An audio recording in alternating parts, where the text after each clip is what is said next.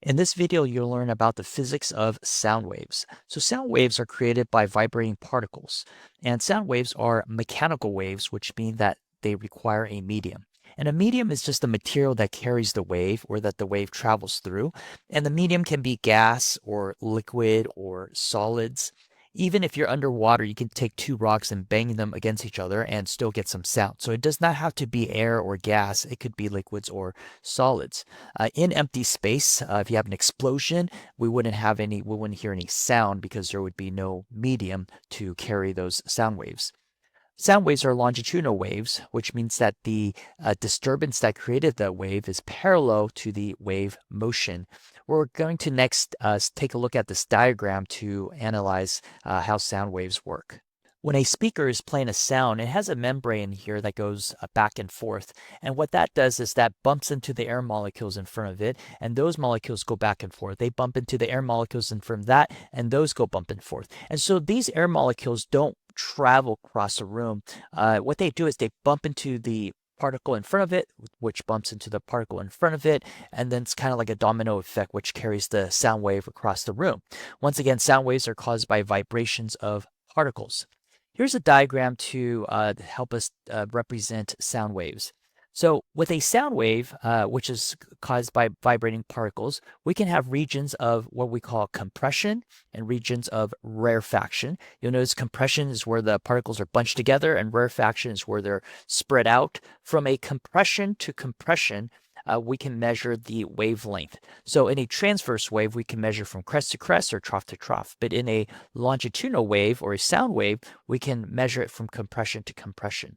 Now, what do we mean by compression or rarefaction? Well, the regions of compression is where we have high pressure. And so you can see that represented with this graph here. So here, where you see the C, that's compression. And so you have high pressure.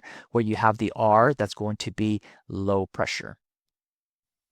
In sound waves, frequency corresponds with pitch. Let's review what we mean by frequency. So frequency is how many waves there are per second measured in hertz.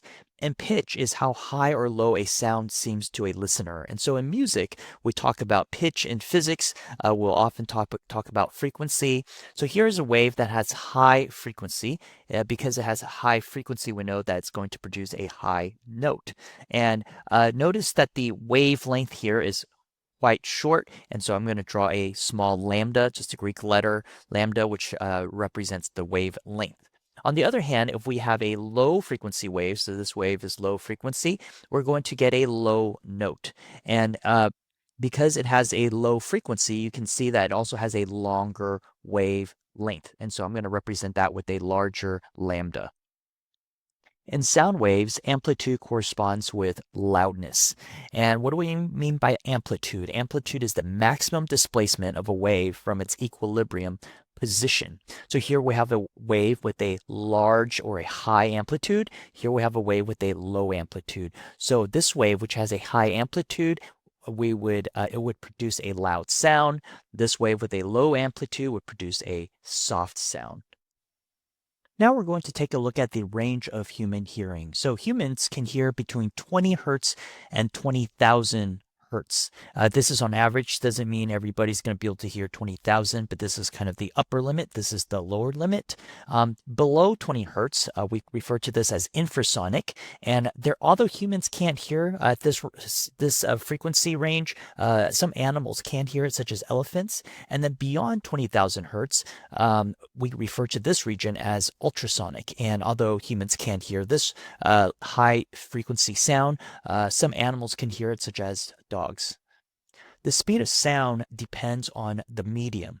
So whether it's traveling through a solid or liquid or gas affects its speed. It is fastest in solids, then liquids, and then slowest in gas. And that's not only because they're farther apart, because the particles are not bound as strongly.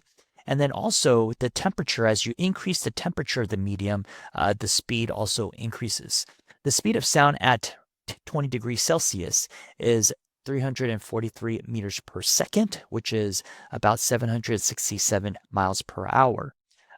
we can use our wave speed equations, which we've learned previously, which relates to frequency and wavelength, also for sound as well, because sound is a wave. So if you know the frequency of the sound, you know the wavelength of the sound, you can multiply them and get the waves, get the speed of sound.